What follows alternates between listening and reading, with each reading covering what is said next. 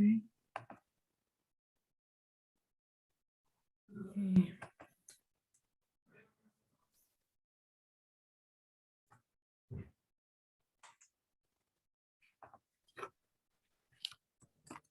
Hay que anotarnos de nueva cuenta, ¿correcto? Sí, ahorita, si quiere, ya podemos empezar. Ya está también la transmisión en vivo en la página de Facebook de la parroquia y también, pues, directamente aquí por Zoom a toda la gente que nos acompaña. Entonces, Denise, ya estás como co-host y padre en el momento que usted quiera empezar. Muy bien, pues muy buenas noches a todos ustedes, personas que están conectadas o directamente por Zoom o en el Facebook de esta segunda plática. Vamos a iniciar poniéndonos en la presencia del Padre, del Hijo y del Espíritu Santo. Amén.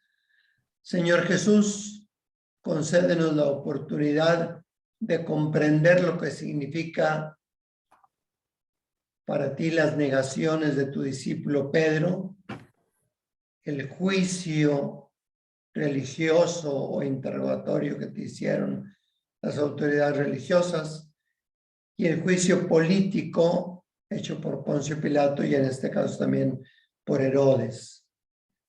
Concédenos la gracia de ser discípulos tuyos en todos los momentos de nuestra existencia. Padre nuestro, que estás en el cielo, santificado sea tu nombre.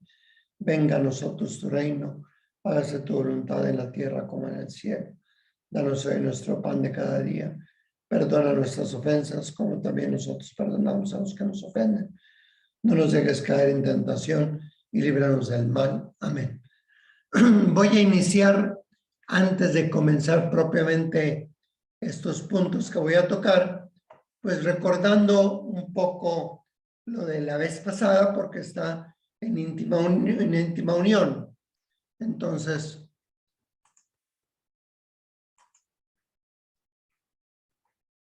primero vimos lo de la cena, dijimos que no se realizó propiamente la noche de la Pascua, sino fue con un tinte pascual. Fue signo de una íntima comunión entre Jesús y los suyos, una comunión que anticipa lo que será el banquete eterno del reino, donde todos viviremos en unidad. Es la cena en que Jesús nos ofreció su cuerpo y sangre, su cuerpo que se entrega, su sangre que se derrama por nosotros, anticipando así simbólicamente su entrega hasta su muerte. Por eso cuando Él dice, hagan esto en memoria mía, no es nada más la memoria que realizamos a través del rito, a través de la celebración de la misa, sino sobre todo a través de nuestra vida, una vida de servicio y de entrega y de amor, como fue la de Jesús. Por eso la lógica de los discípulos no es el poder, no es el prestigio, no es la acumulación de los bienes materiales, sino es el camino de servicio y entrega. Lucas coloca en la última cena discusión entre los discípulos de quién es el más importante. No han entendido lo que Jesús ha realizado. A veces nosotros tampoco hemos entendido eso. Simón Pedro está llamado para que después de su conversión, después de las negaciones y de que descubra la mirada misericordiosa de Jesús y se convierta a él, confirme en la fe a sus hermanos. Eso es lo que él realiza. Luego siguió la oración en el huerto y el prendimiento.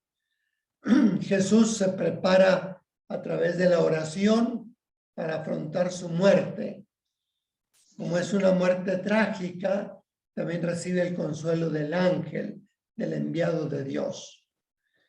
Nos pide a todos sus discípulos orar para superar la prueba, para no desfallecer en el camino. En el momento en que uno de los discípulos por decir, responde al mal que quieren hacer ellos a Jesús, con el mal cortando la oreja del siervo del sumo sacerdote. Jesús muestra su misericordia curando la oreja del siervo, algo exclusivo de San Lucas. Cada uno de nosotros pues puede entender que está sacudido por Satanás y puede caer en la infidelidad a Jesús, ya sea negándolo como lo hizo Pedro, ya sea traicionándolo como lo hizo Judas, ya sea desfalleciendo en nuestra fe. Sin embargo, a pesar de que Satanás nos acecha, las palabras y la gracia de Jesús nos sostienen y nos levantan en caso de caer. Jesús es tomado preso. Esto fue lo que vimos la vez pasada. Hoy nos fijamos en estos 3 puntos. Las negaciones de Pedro, que San Lucas las coloca antes del juicio religioso. Después, el juicio lo pongo entre comillas porque no llega a ser estrictamente un juicio, sino un interrogatorio en el orden religioso a Jesús. Y luego sí, como ellos quieren que muera en la cruz, lo llevan al juicio político a Pilato, que era el único que podía, en nombre de la autoridad romana, ordenar que fuera crucificado Jesús. El juicio político lo realizan Pilato, pues Herodes también en San Lucas y de nuevo Pilato. Empezamos con lo primero, las negaciones de Pedro. Primero, como la vez pasada, leemos el texto. Ellos apresaron a Jesús y lo llevaron a la casa del sumo sacerdote. Pedro lo seguía de lejos. Habían encendido fuego en medio del patio y estaban sentados alrededor. Pedro se sentó junto con ellos. Una de las servidoras lo vio sentado cerca del fuego y mirándolo con atención dijo, este estaba con él. Pero él lo negó diciendo, mujer, yo no lo conozco. Poco después lo vio otro y dijo, tú también eres uno de ellos. Y Pedro le respondió, hombre, yo no soy. Pasó como 1 hora y otro insistió, es verdad, este estaba con él porque también es de Galilea. Y Pedro le contestó, hombre, no sé de qué hablas. Y enseguida, cuando Pedro todavía estaba hablando, cantó un gallo. El Señor se volvió para mirar a Pedro. En ese momento, Pedro se acordó de que el Señor le había dicho, hoy, antes de que cante un gallo, me negarás 3 veces. Entonces salió afuera y se puso a llorar amargamente.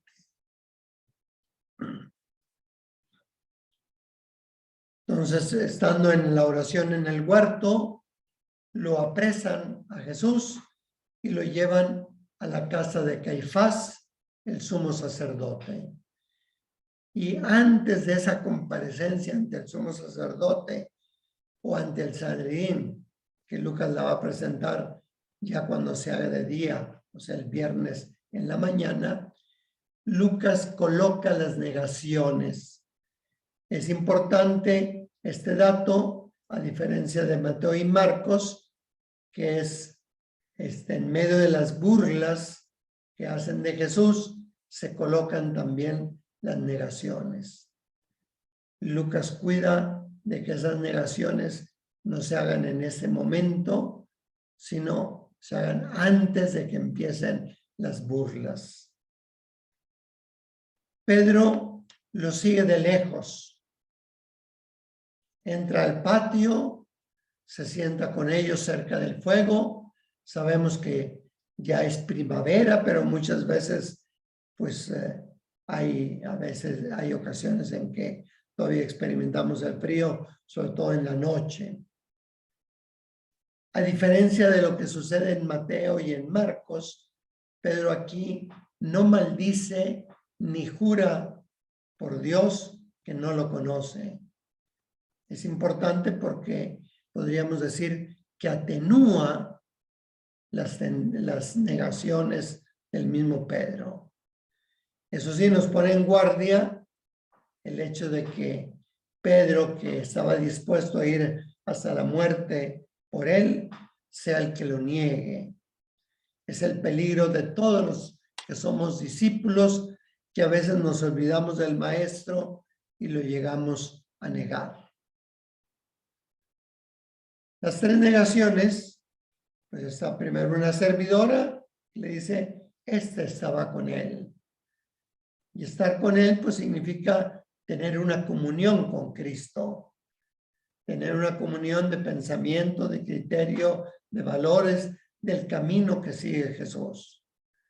Pero Pedro es débil y le dice, mujer, no, yo no lo conozco. O sea, niega ser discípulo de Jesús, niega haber estado con él.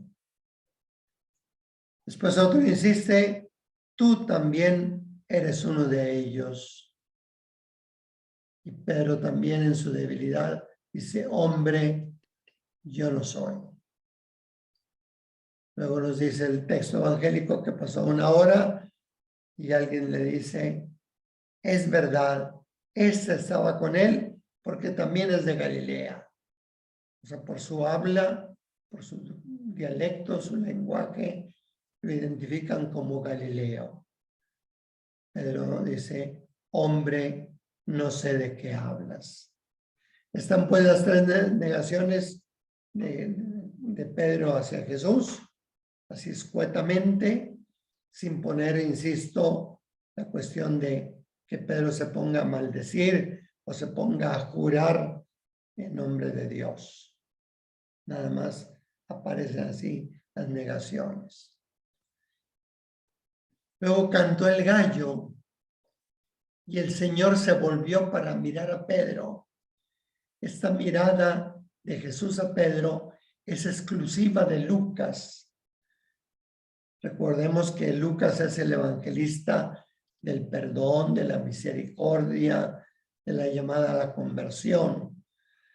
El próximo domingo podemos leer precisamente pues esa llamada a la conversión, estar atentos para no defraudar al Señor, como el jardinero le pide todavía que le dé una oportunidad de 1 año para que la higuera pueda producir frutos, y Jesús lo acepta eso. Lucas es el que tiene pues también las 3 parábolas de la misericordia en el capítulo 15, etcétera. Entonces, la mirada es misericordiosa. Es de aquel que puede sacarlo de su mal, de su pecado. Puede sanarlo de su autosuficiencia. El pecado de Pedro es eso, haber creído en sus propias fuerzas y haber negado a Jesús. Jesús, al mirarlo, no es de reproche, sino es de misericordia. Es decir, ya ves como tú solito no puedes, necesitas verme a mí. Recordemos que esta mirada, pues, no la reconoció Judas. Jesús le dijo, Judas, con un beso entregas al Hijo del Hombre. O sea, todavía antes de que lo fuera a entregar, le hace la última advertencia a Jesús. Pero Judas no advirtió eso o no quiso abrirse al perdón, al reconocimiento del pecado y al perdón que el mismo Señor le ofrecía. Entonces, ante esa mirada misericordiosa de Jesús, ante esa mirada que sana su autosuficiencia, Pedro se acordó de las palabras que el Señor le había dicho y salió afuera y se puso a llorar amargamente. pero es el llanto del discípulo arrepentido en Lucas. En los demás también es el llanto de un arrepentimiento, pero aquí sobresale más por la mirada misericordiosa de Jesús hacia Pedro, la mirada de aquel que lo puede levantar del pecado, de la miseria en que ha caído. Mas Pedro, arrepentido, va a seguir la pasión de Jesús. Antes de que empiecen las burlas, Pedro ya se arrepintió de su pecado. Alguna vez comentaba con ustedes que es la diferencia entre, en otra ocasión, no la vez pasada, la diferencia entre Judas y Pedro. Judas, según el Evangelio de Mateo, sintió remordimiento, devolvió las monedas y luego fue y se ahorcó. En cambio, Pedro, al ver la mirada misericordiosa de Jesús, es capaz de recapacitar y de darse cuenta que hay alguien que lo puede liberar del pecado. No son sus propias fuerzas. Judas confió nada más, o se arrepintió porque le dolió a él haberle entregado, pero no se abrió a la misericordia de Jesús, al menos explícitamente. Entonces, no es tanto el pecado que cada uno de nosotros pueda cometer, sino también la capacidad de abrirnos a la misericordia de Dios. Por eso la confesión de los pecados siempre debe ir acompañada de la confesión de la misericordia de Dios y de Jesús para con nosotros. En la medida en que nosotros reconozcamos a Jesús misericordioso, podemos confiar en que Él nos puede levantar del pecado, nos puede sacar del fango en que estamos. Entonces, muy importante el lugar donde San Lucas pone las negaciones antes de que empiecen las burlas de los que lo han tomado preso. Y así pasamos al proceso religioso, que más que todo es un interrogatorio religioso. Primero leemos el texto, donde aparecen primero las burlas, y luego el interrogatorio. Los hombres que habían detenido a Jesús se burlaban de él y lo golpeaban. Y tapándole los ojos le decían, adivina, ¿quién te pegó? Y le gritaban toda clase de insultos. Cuando se hizo de día, se reunieron los ancianos del pueblo con los sumos sacerdotes y los maestros de la ley y llevaron a Jesús ante la asamblea para preguntarle, queremos que nos digas si tú eres el Mesías. Jesús les respondió, si yo lo digo, no me creerán. Y si les pregunto, no me responderán. Pero desde ahora, el Hijo del Hombre estará sentado a la derecha de Dios Todopoderoso. Todos le preguntaron, entonces, ¿eres tú el Hijo de Dios? Jesús les respondió, ustedes dicen que yo lo soy. Y ellos dijeron, ya no necesitamos testigos, nosotros mismos lo hemos oído de su propia boca.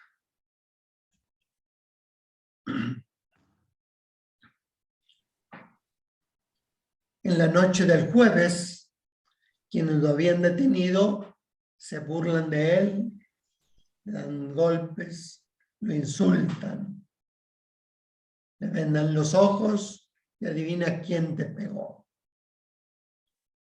Ya como les digo, en el momento de las burlas, Pedro está arrepentido y sigue a Jesús arrepentido por ver su mirada misericordiosa. También por respeto a Jesús, Lucas no habla de bofetadas ni de escupidas, que también las hubo, porque pues fueron crueles con él. Por la mañana, dice, ya cuando fue de día, en la sesión del Sanedrín, los ancianos, los sumos sacerdotes y maestros de la ley. El Sanedrín era el órgano judicial judío que puede interrogar de cosas religiosas, pero no puede dar una sentencia de muerte. Es necesario pasarlo a la autoridad política. Hay una precisión histórica que hace Lucas, sentido ya cuando se hizo de día es el interrogatorio. Suponer que en la noche fue el interrogatorio del Sanedrín no es histórico, porque en la noche no se reunía el Sanedrín para juzgar los casos. Es durante el día. Podía haber interrogatorios, sí, pero no oficiales propiamente. Entonces, por eso es de día cuando ya se reúne el Sanedrín. El interrogatorio, se fijan, no está centrado entre el sumo sacerdote y Jesús, como parece en Mateo y en Marcos, también la última pregunta. Ni es tampoco en torno al templo, a la destrucción del templo que ha anunciado, ni tampoco Jesús es acusado de blasfemia en este caso. O sea, San Lucas es muy atento para no hacerlo tan personal el juicio, sino es el Sanedrín el que toma el caso. No toca el templo, ¿por qué? Porque para Lucas el templo es muy importante. Y de hecho, después de la ascensión, vamos a ver en el último jueves de este mes, cuando Jesús es llevado al cielo, los discípulos vuelven al templo y están allí alabando a Dios. Y en los Hechos de los Apóstoles se nos presentan en diversas ocasiones en que ellos van al templo a orar. O sea, entonces el templo sigue teniendo un valor. Solo ahí hasta el capítulo 21 es cuando cierran las puertas del templo, es cuando ya se separa propiamente el judaísmo del cristianismo. Tampoco es acusado de blasfemia, pues por respeto, por veneración a Jesús mismo.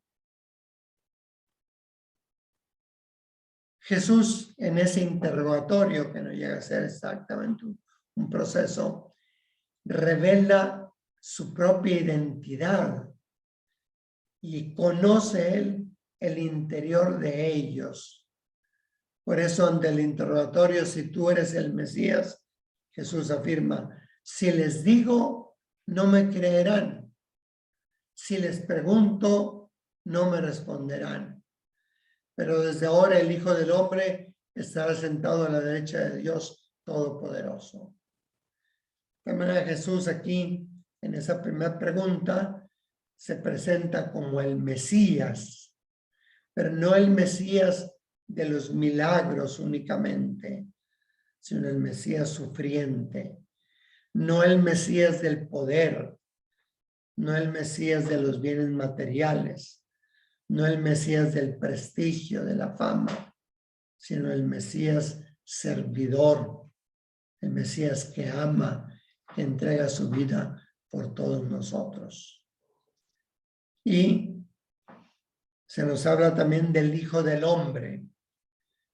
La expresión Hijo del Hombre ya aparecía en el libro de Daniel, pero con otro sentido. Perdón, en el libro de Ezequiel, con otro sentido.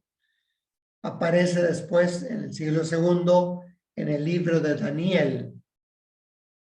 En el libro de Daniel, allá cuando se habla primero de las visiones de las bestias, después se habla de ve en visión a uno como hijo de hombre que se presenta ante el anciano de los días, ante Dios. Y ese, como hijo de hombre, allí en el texto de Daniel, después más adelante, se refiere a todo el pueblo de Dios fiel. Luego en los libros de Enoc y en el Nuevo Testamento se personaliza, se ve en un individuo el Hijo del Hombre. Jesús habla de sí mismo como el Hijo del Hombre. Siempre que va a hablar de su pasión, muerte y resurrección, nos habla, el Hijo del Hombre será entregado en manos de los sumos sacerdotes, etc. Lo matarán y después resucitará el tercer día. O sea, cuando anuncia su pasión, muerte y resurrección, habla con la expresión el Hijo del Hombre. O cuando habla del retorno glorioso de Jesús al final de los tiempos, habla del Hijo del Hombre. Por eso estará sentado a la derecha de Dios Todopoderoso. Está exaltado al rango de Dios. Para nosotros los cristianos, pues es el Hijo de Dios, ¿no? Y así lo interpretan ellos. La segunda pregunta es, entonces, ¿eres tú el Hijo de Dios? Jesús responde, ustedes dicen que yo lo soy. Ellos contestan, ya no necesitamos testigos. Nosotros mismos lo hemos oído de su propia boca. No hay en el Sanedrín ninguna condena a Jesús, implícitamente está ahí.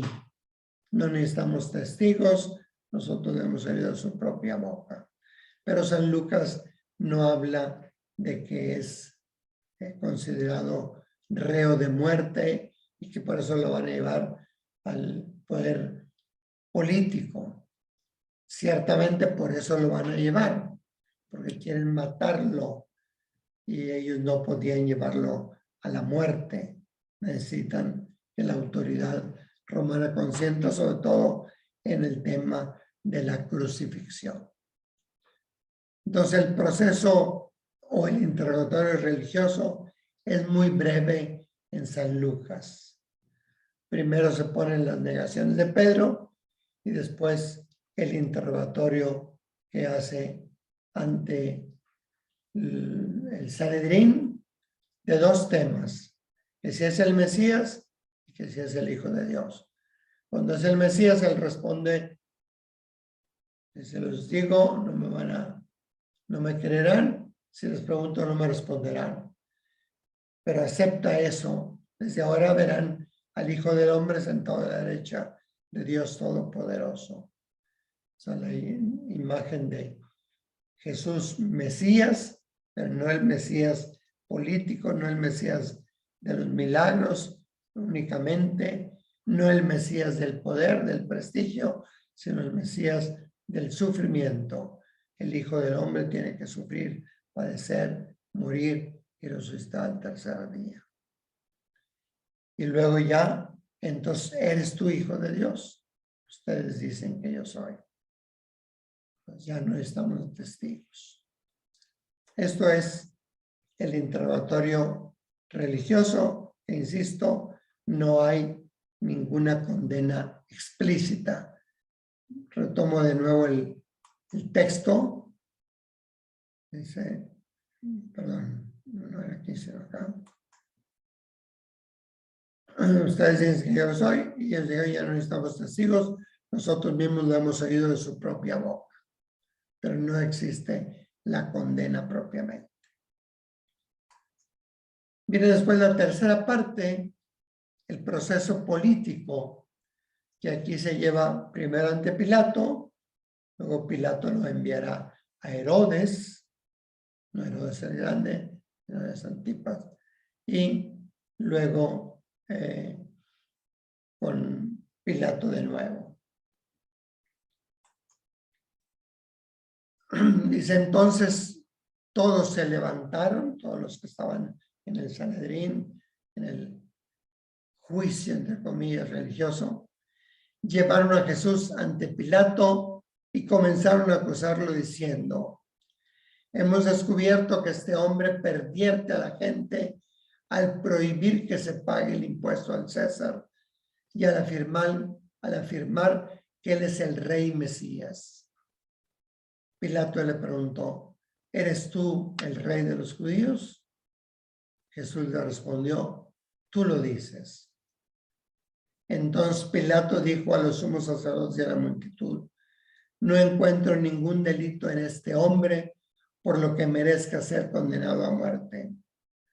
Pero ellos insistían diciendo, con sus enseñanzas provoca la sublevación de la gente en toda Judea, desde Galilea donde comenzó hasta aquí. Esa es la parte primera del texto, parte primera del interrogatorio ante Pilato, después será el de Herodes y luego de nuevo ante Pilato. Los judíos que estaban bajo el poder y el dominio de Roma, o sea, Palestina o Israel, como quieran, era una colonia romana, estaba sometida al imperio romano, no podían condenarlo a la crucifixión. Entonces, lo entregan a los paganos, como lo dice en el capítulo 18, verso 32. Dice, ya ven que ahora subimos a Jerusalén, donde se cumplirán todas las cosas que escribieron los profetas sobre el Hijo del Hombre, porque será entregado en manos de los paganos, se burlarán de él, lo insultarán, lo escupirán, y después de azotarlo, lo matarán. Pero al tercer día resucitará. Entonces lo entregarán en manos de los paganos. Pasan así de lo que sería el juicio religioso, eres tú el Mesías, eres tú el Hijo de Dios, al invento de causas políticas que puedan moverle el tapete a Pilato. En Lucas lo acusan de 3 cosas ante Pilato. Pilato era el procurador romano en la región de Judea desde el año 26 hasta el 36 después de Cristo. En primer lugar, le adjudican a Jesús que dice que no hay que pagar el tributo al César, el tributo al emperador, basándose en aquella pregunta que le hacen para ponerlo a prueba de lo del tributo al César. Mientras esperaban el momento oportuno, enviaron unos espías que fingieran ser personas honradas con el propósito de atrapar a Jesús en una palabra y entregarlo al poder y autoridad del gobernador, o sea, de Poncio Pilato. Dijeron, maestro, sabemos que tú dices y enseñas lo que es correcto y que no hablas por conveniencia, sino que enseñas en fidelidad el camino de Dios. ¿Es lícito que paguemos el tributo al César? Jesús, que conocía la malicia de ellos, les dijo, muéstrenme un denario. ¿De quién es la imagen e inscripción que hay en la moneda? Ellos le respondieron, del César.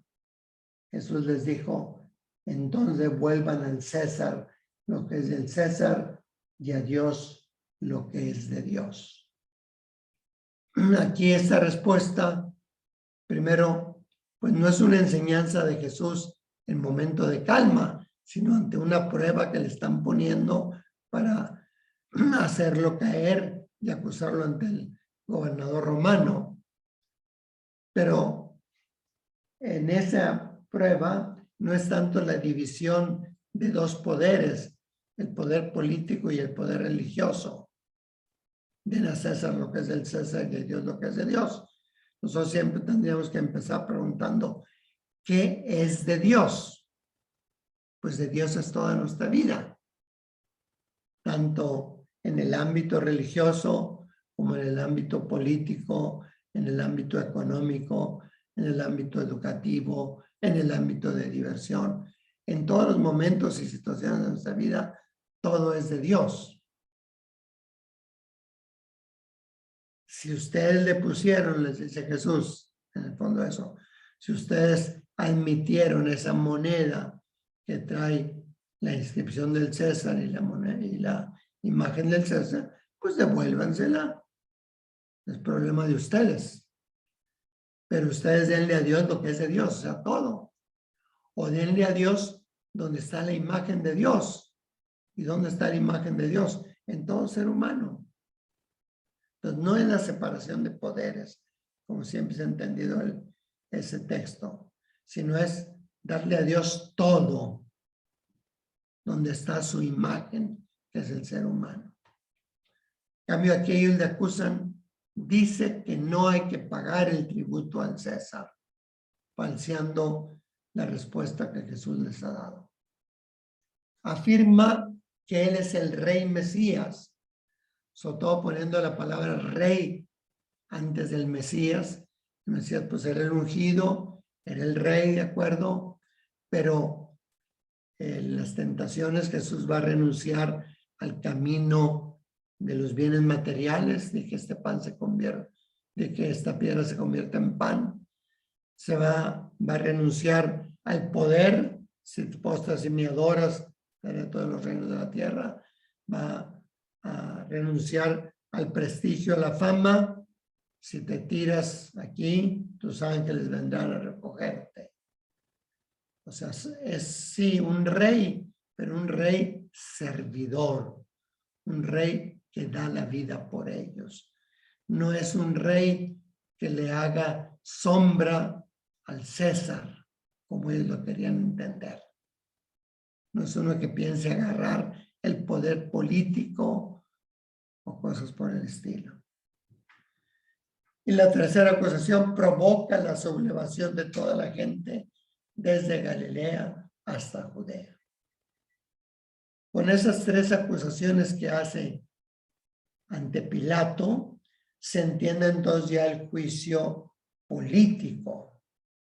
La pregunta de Pilato, ¿eres tú el rey de los judíos? Tú lo dices. Pero en San Juan va a quedar muy claro, mi reino no es de este mundo. O sea, no se mueve con los criterios de este mundo. Sí, aparece desde esta tierra, pero no se mueve por esos criterios del poder, del afán, del tener o cosas por el estilo. Es el reino de servicio, reino de verdad. Pilato les dice a los sumos sacerdotes de a la multitud, no encuentro ningún delito en este hombre por lo que merezca ser condenado a muerte. De hecho, 3 veces Pilato va a reconocer la inocencia de Jesús. Aquí es la primera vez.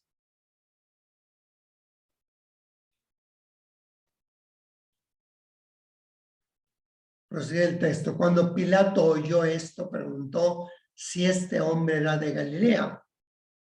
Dicen, comienza a sublevar a la gente desde Galilea hasta Judea. Le informaron que pertenecía a la jurisdicción de Herodes. Como en esos días Herodes estaba en Jerusalén, Pilato se lo envió. Herodes se alegró mucho al ver a Jesús porque quería conocerlo desde hacía mucho tiempo, por lo que oía acerca de él y esperaba que hiciera en su presencia algún milagro. Le habló haciéndole muchas preguntas, pero Jesús no le respondió nada, aun cuando los sumos sacerdotes y los maestros de la ley estaban presentes, lo acusaban con insistencia. Entonces Herodes y sus soldados lo trataron con desprecio y para burlarse de Jesús lo vistieron como rey y lo mandaron nuevamente a Pilato. Ese día Herodes y Pilato volvieron a ser amigos porque antes habían estado enemistados. Entonces se trata de Herodes Antipas, que fue encargado a la muerte de su padre, Herodes el Grande, fue encargado de Galilea. desde el año 4 antes de Cristo al año 39 después de Cristo. Solo Lucas tiene esta escena, este encuentro también con Herodes, que Pilato envía a Jesús ante Herodes Antipas. Solo Lucas lo tiene. ¿Dónde pudo haberse informado Lucas? Pues llama la atención la posible fuente del conocimiento en Hechos de los Apóstoles, capítulo 13, verso 1, cuando se habla de la comunidad de Antioquía, de donde van a partir los viajes misioneros. Se dice que están reunidos en oración, dice. En la iglesia de Antioquía había profetas y maestros: Bernabé, Simón, llamado el Negro, Lucio de Cirene, Manaén, que se había creado junto con el rey Herodes, y Saulo. Entonces, mientras estaban celebrando el culto en honor al Señor y ayunando, les dijo el Espíritu Santo: sepárenme a Bernabé y a Saulo para la obra que les he llamado.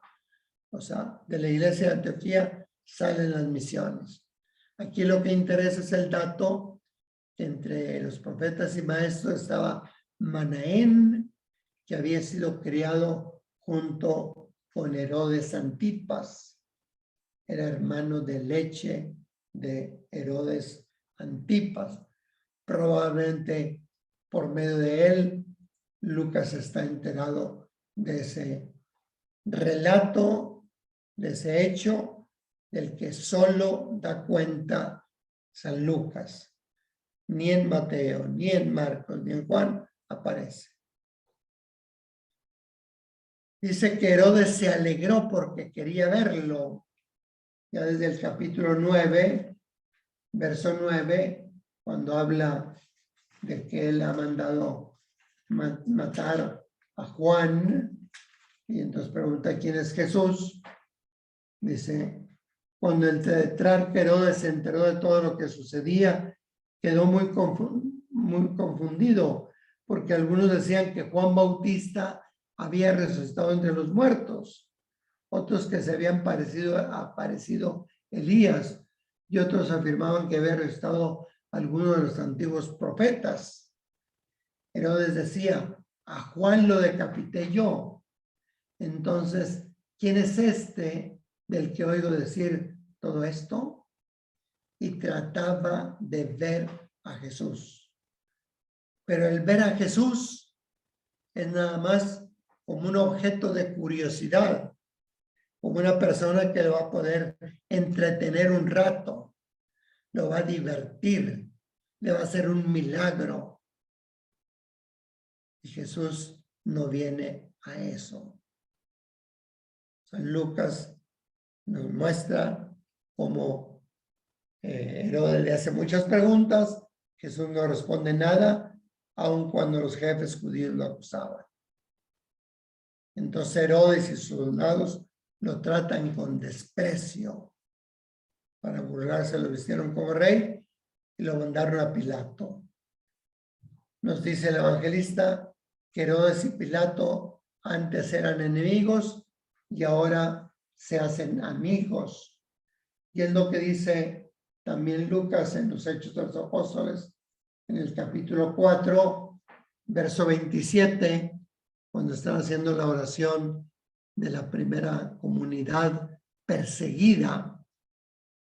Dice, leo solo un pedacito, porque es verdad que en esta ciudad Herodes y Poncio Pilato se aliaron con las naciones paganas y con el pueblo israelita contra tu santo servidor Jesús, a quien tú ungiste para llevar a cabo todo lo que tu poder y tu voluntad había decidido realizar. O sea, se han unido Pilato y Herodes. Es lo que advierte. Entonces, el interrogatorio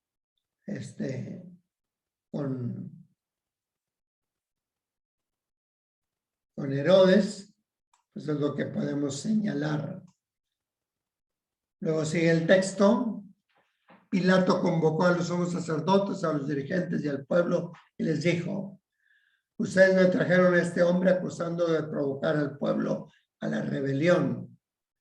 Pero yo le interrogué delante de ustedes mismos y no encontré ninguno de los delitos que lo acusan. Tampoco nada encontró Herodes, ya que lo ha mandado de vuelta. Él pues, San Jesús, no ha cometido nada que merezca la condena a muerte. Por tanto, lo castigaré y lo dejaré en libertad. Hay un versículo que no es de Mateo propiamente. En cada fiesta de Pascua el gobernador tenía la obligación de conceder la libertad de un preso. Eso lo puse entre paréntesis. Entonces toda la multitud gritó: condena a este y deja en libertad a Barrabás. Barrabás estaba en la cárcel porque había matado a una persona durante un disturbio producido en la ciudad.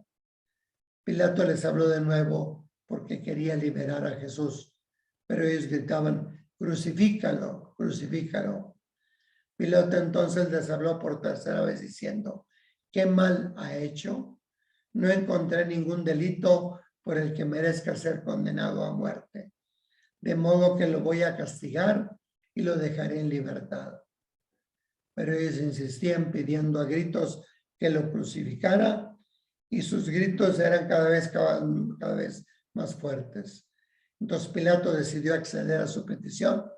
Les dejó en libertad al que pedían, que estaba en la cárcel por disturbio y homicidio, y les entregó a Jesús para que hicieran con él lo que quisiera.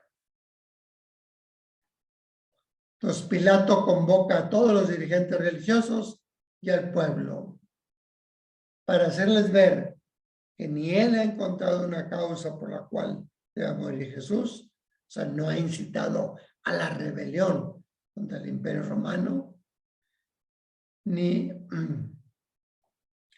Herodes tampoco encontró algo. Esa es la segunda declaración de inocencia de Pilato, y además la anotación de que Herodes tampoco ha encontrado. Su decisión, evidentemente injusta, es: lo castigaré y lo dejaré en libertad.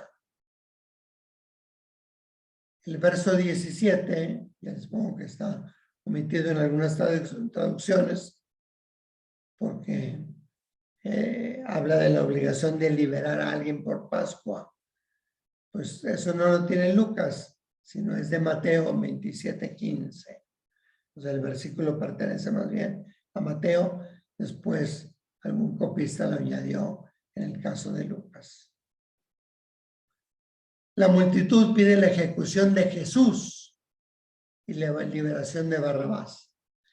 En el texto griego, aunque aquí en español leímos 2 veces el nombre de Barrabás, en griego solo aparece su nombre en el 23:18.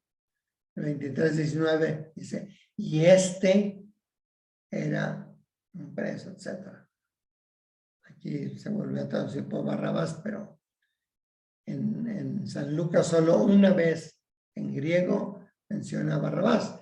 En cambio, en Mateo, capítulo 27, versos 15 al 26, 5 veces aparece el nombre de Barrabás.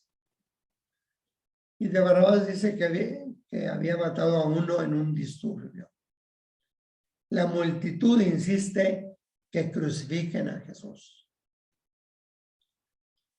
Por tercera vez Pilato reconoce la inocencia de Jesús.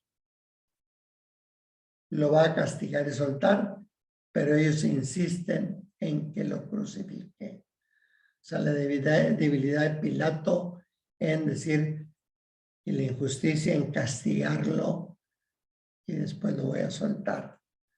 Ellos insisten en que lo crucifique. Pilato entonces tiene miedo. Accedió a su petición, soltó a Barrabás, que estaba pues en la cárcel, y les entregó a Jesús para que hicieran con él lo que quisieran. Es interesante que Lucas no menciona explícitamente ni la flagelación ni la coronación de espinas, o que le ponen la corona de espinas. Pues otra vez por reverencia a Jesús, para no hacerlo, pues decir, más humillado en ese momento.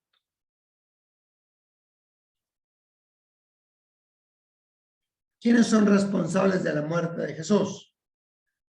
Los culpables de la muerte de Jesús son tanto las autoridades romanas, Pilato y hasta cierto punto Herodes, no todo Pilato, como las autoridades religiosas judías, en especial los grupos dirigentes de la clase sacerdotal, que lo llevan a Pilato y lo acusan de cosas falsas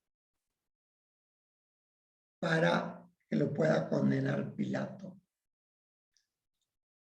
La acción profética que Jesús había realizado en el templo, de expulsar a los vendedores del templo, de purificar el templo, fue considerada provocativa por muchos judíos y máxime por los dirigentes religiosos, porque era en contra de lo que ellos pensaban del templo y era en contra del negocio que ellos realizaban en el templo.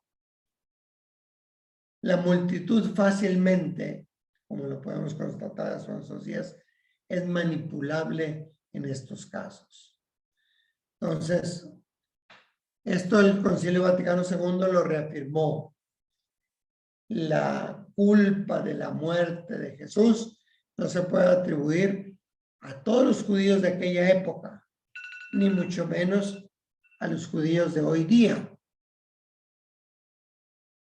No.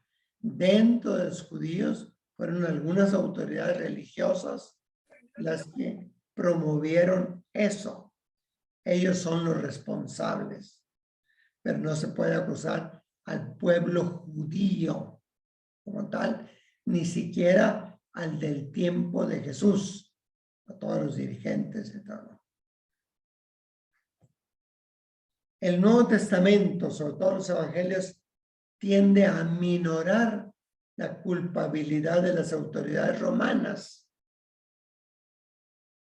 Pero las acciones de Jesús en torno al reino y al mismo templo despertaban sospechas en Jesús que podría ser un mesías político o un agitador y subversivo. Por lo menos Pilato tiene miedo de que lo acusen de que está soltando a uno que se hace pasar por mesías, por rey. No en el aspecto religioso, en el aspecto político, por rey. O uno que relativiza el pago de impuestos, cuando, insisto, lo alteran su acusación.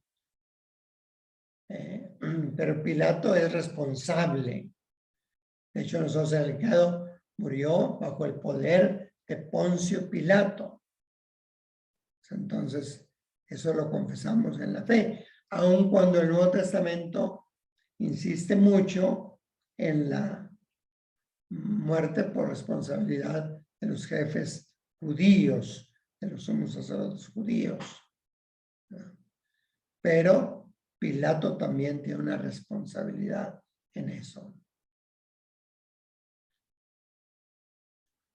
La recapitulación. Pedro confía en sus propias fuerzas, se cree autosuficiente para dar la vida por Jesús.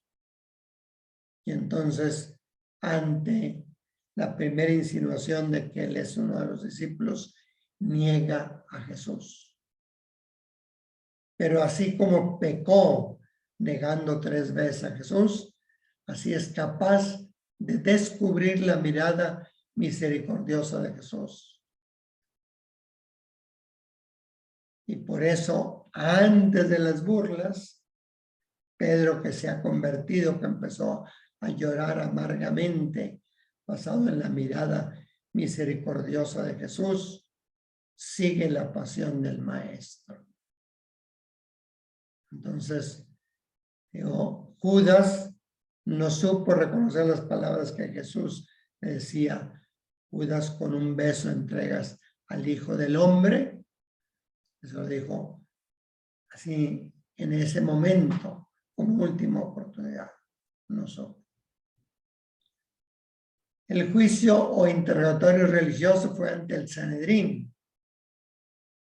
Fue una doble pregunta que le hicieron de día, dice ahí. Si eres tú el Mesías y si eres el Hijo de Dios. Tú lo dices, tú lo dices. En realidad para nosotros Jesús es el Mesías, es el rey de los judíos, pero no el rey político, como ellos lo entienden. Es el Hijo del Hombre que está sentado a la derecha del Padre. Es el Hijo de Dios. No hay en San Lucas una condena explícita del Sanedrín.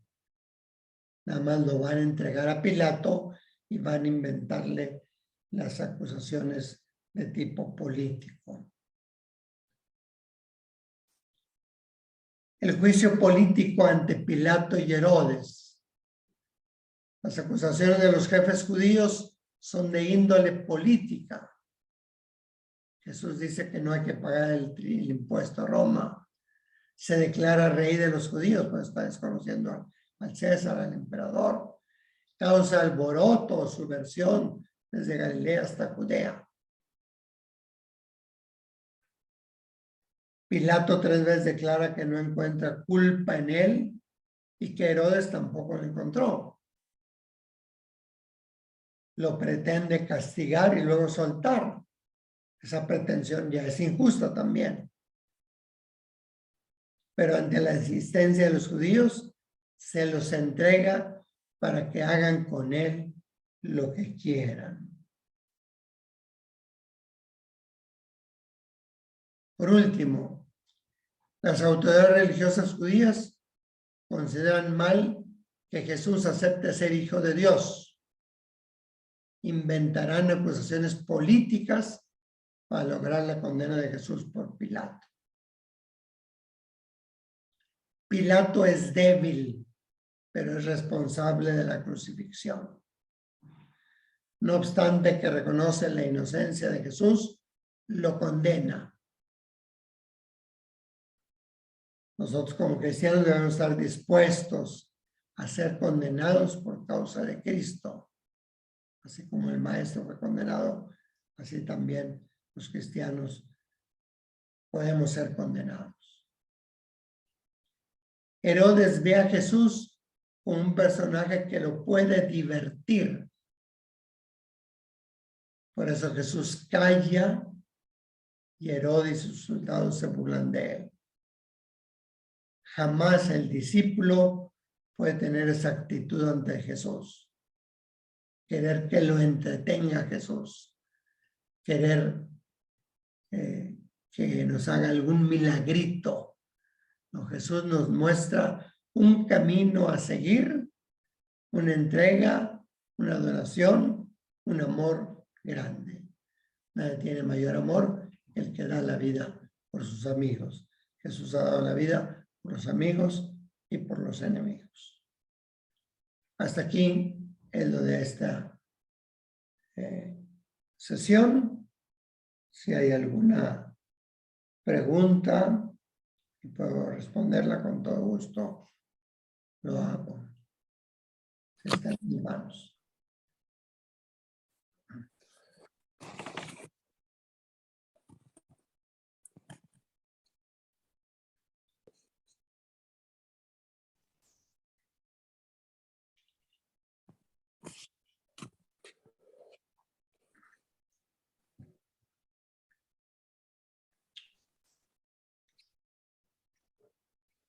En el chat no hay ninguna pregunta, padre. Ajá. No sé si haya alguna pregunta y si no, pues cerramos con una oración. Muchas gracias, padre, por la clase del día de hoy. Que Dios los bendiga abundantemente. Gracias, Padre Juan Carlos. Sí, muchas gracias, padre. Muy interesante la plática de hoy. Muchísimas gracias. Dios lo bendiga. Gracias, igualmente. Padre, también muchas gracias por atendernos, por compartirnos. Muy provechoso. Muchas gracias a todos. Pues rezamos una Ave María, invocando a María que acompañó a Jesús en toda su vida, pues que nos acompañe a nosotros para ser verdaderos discípulos de Él.